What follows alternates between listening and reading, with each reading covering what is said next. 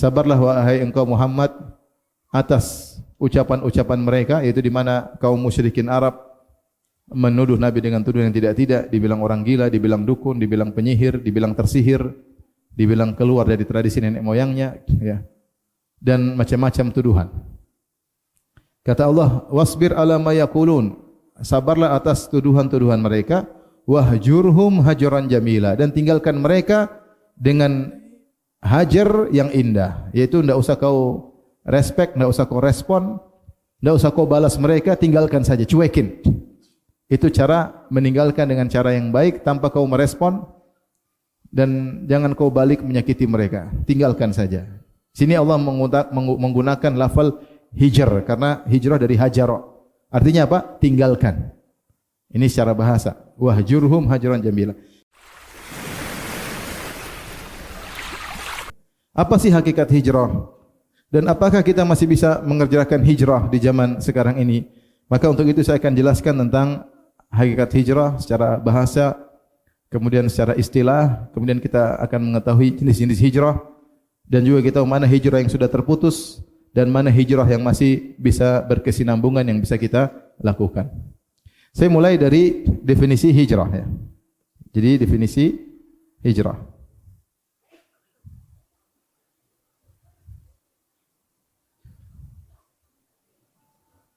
Jadi ta'rif al-hijrah. Hijrah kita tinjau dari segi bahasa, lughatan, ya. Sisi bahasa dan juga secara terminologi istilahan, ya. Kalau istinya orang bilang secara lughatan etimologi, secara istilahan, istilah syar'i namanya terminologi. Adapun secara bahasa ada beberapa makna yang menunjukkan makna hijrah. Yang pertama maknanya at-tark, yang kedua adamul wusul, tidak sampai, yang ketiga adalah al-bu'du anisyai', jauh dari sesuatu. Ini makna seputar hijrah. Meninggalkan, tidak sampai pada tujuan, dan jauh dari sesuatu. Maknanya seputar itu, menjauhi. Maknanya dari meninggalkan berarti mengakibatkan jauh, tidak sampai berarti apa? Jauh, dan menjauh dari sesuatu juga maknanya kembali kepada jauh. Allah sebutkan istilah hijrah dalam Al-Quran secara bahasa banyak, ya. Contoh, Allah berfirman dalam surat Al-Muzammil ayat 10, wasbir ala ma yaquluna wahjurhum hajran jamila. Sabarlah wahai engkau Muhammad atas ucapan-ucapan mereka, yaitu di mana kaum musyrikin Arab menuduh Nabi dengan tuduhan yang tidak-tidak, dibilang orang gila, dibilang dukun, dibilang penyihir, dibilang tersihir, dibilang keluar dari tradisi nenek moyangnya, ya.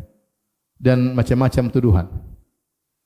Kata Allah, wasbir ala ma yaqulun, sabarlah atas tuduhan-tuduhan mereka, wahjurhum hajran jamila, dan tinggalkan mereka dengan hajar yang indah, yaitu tidak usah kau respect, tidak usah kau respon, tidak usah kau balas mereka, tinggalkan saja, cuekin.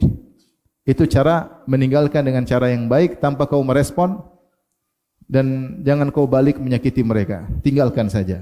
Sini Allah menggunakan lafal hijr karena hijrah dari hajara. Artinya apa? Tinggalkan. Ini secara bahasa. Wahjurhum hajran jamila.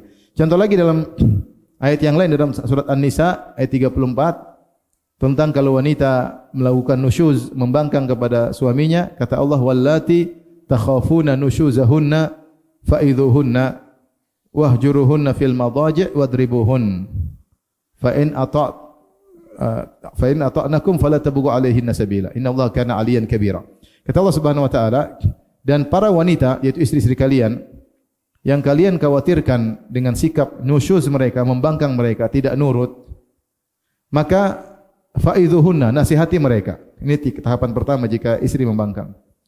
Kalau ternyata dinasihati dengan cara yang baik tidak mendengar, maka kata Allah Subhanahu wa taala, wahjuruhunna fil madaji'. Lihat, hajar mereka di tempat tidur. Maksudnya apa? Meninggalkan mereka.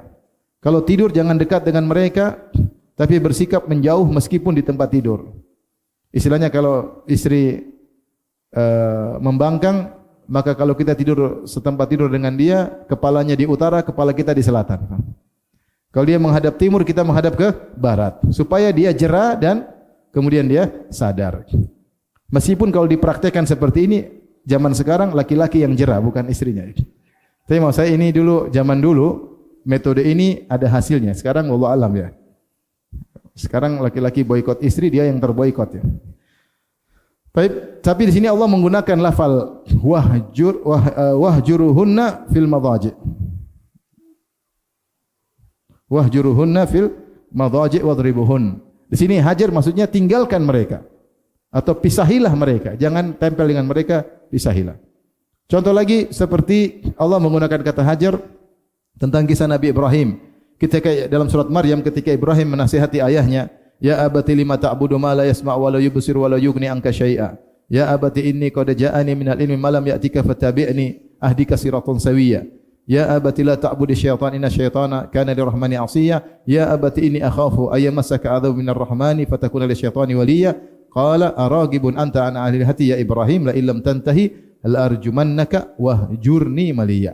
Kata Ibrahim, wahai ayahanda, kenapa engkau menyembah patung yang tidak bisa mendengar dan tidak bisa melihat dan tidak bisa memberikan engkau sesuatu pun? Wahai ayahanda, saya punya ilmu yang kau tidak punya ilmu tentangnya. Ikutilah aku, niscaya aku akan beri petunjuk kepada jalan yang benar. Wahai ayahanda, jangan kau sembah syaitan. Sungguhnya syaitan sangat membangkang kepada Allah Subhanahu wa taala. Wahai ayahanda, sungguhnya aku takut engkau ditimpa dengan azab dari Allah, maka kau akan menjadi penolong syaitan. Kata ayahnya ketika dinasihati oleh Ibrahim, aragibun anta an alihati, kau benci dengan Tuhanku, wahai Tuhanku wahai Ibrahim. La illam tantahi, kalau kau tidak berhenti ceramah, masih ceramah terus, nyeloteh terus, la arjumannaka, sungguh aku akan merajamu dengan batu. Wahjurni maliyya, hajarlah aku, tinggalkanlah aku dalam waktu yang panjang. Saya enggak mau lihat kau. Saya enggak mau lihat kamu, tinggalkan aku. Di sini hajar berarti maknanya apa? Meninggalkan. Demikian juga dalam surat Mudzatsir kata Allah, warrujza fahjur, dan kesyirikan tinggalkanlah. Ini dalam Al-Quran banyak. Jadi hajar secara bahasa artinya meninggalkan. Maka orang-orang yang berhijrah Allah namakan dengan al-muhajirin. Ya. Misalnya firman Allah Subhanahu wa taala, was-sabiqunal awwaluna minal muhajirin wal ansar. Dan orang-orang pertama kali masuk Islam dari kalangan muhajirin dan kaum ansar. Kenapa para sahabat disebut dengan nama-nama muhajirin? Karena mereka telah meninggalkan negeri mereka dari Mekah, di situ padahal tempat lahir mereka, tempat usaha mereka, rumah mereka di situ, tempat mereka tumbuh dan berkembang di situ, terlalu banyak nostalgia. Semua mereka harus tinggalkan kampung halaman menuju kota Madinah, dan itu adalah perjuangan berat. Itulah perjuangan berat. Mereka disebut dengan muhajirin. Disebut muhajirin karena mereka meninggalkan negeri mereka. Dan ini banyak dalam Al-Quran dia. Seperti firman Allah Subhanahu wa taala, lil fuqara'il muhajirin alladzina ukhriju min diyarihim wa amwalihim yabtaguna fadlan minallahi wa ridwana wa yansuruna Allah wa rasulah, dalam surat Al-Hasyr.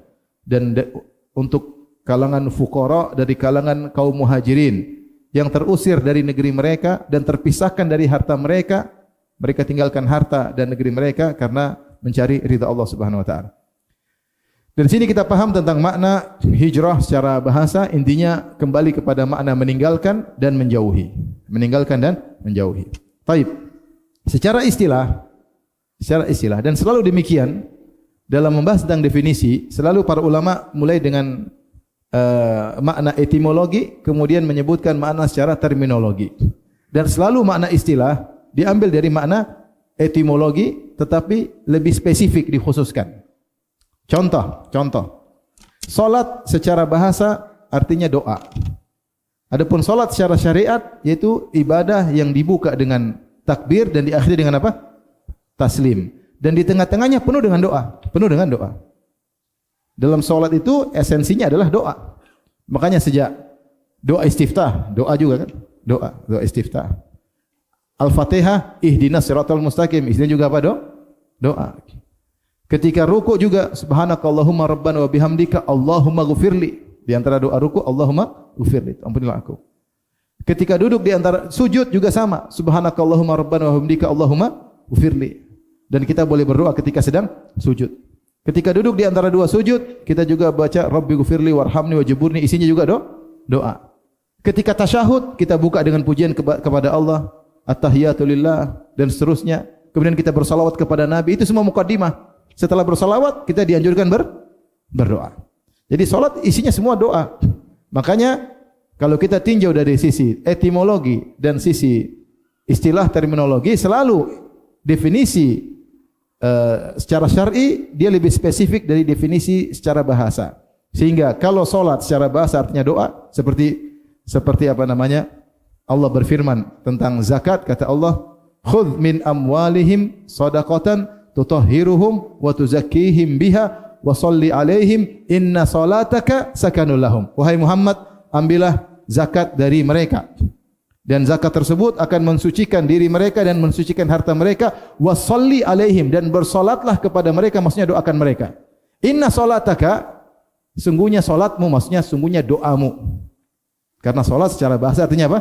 Doa. Ketika kau mengambil harta zakat, kau doain pembayar zakat, maka akan menjadi ketenangan bagi mereka. Jadi solat artinya doa. Tapi ketika masuk secara terminologi, dia doa spesifik. Yaitu doa yang dibuka dengan takbir, diakhiri dengan apa? Taslim. Bukan semua doa disebut salat. Contoh umrah. Umrah artinya secara bahasa ziarah. Artinya apa? Ziarah. Terus umrah bagaimana? Umrah adalah ziarah dari tanah halal ke tanah haram. Dari tanah halal ke tanah haram. Makanya orang yang umrah harus ke tanah halal dulu, baru masuk ke tanah haram. Karena umrah secara bahasa artinya ziarah. Makanya penduduk kota Mekah kalau ingin umrah, dia pasti ke tanah halal dulu, entah ke Tan'im, entah ke Hudaybiyah, entah ke Arafah, entah ke Ju'ranah. Ini semua titik-titik tanah halal, batasan tanah halal, tanah haram. Baru kemudian masuk lagi. Maka adalah umrah secara terminologi. Contoh lagi puasa. Puasa secara bahasa artinya imsak, menahan.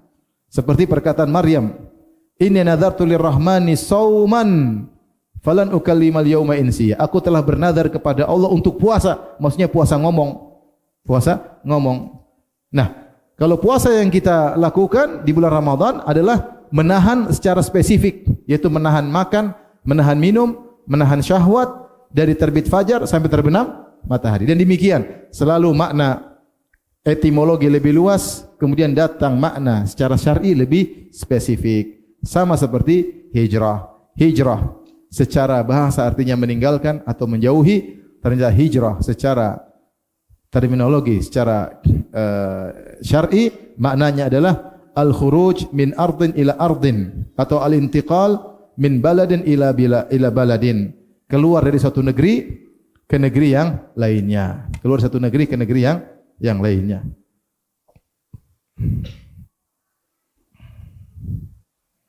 Dan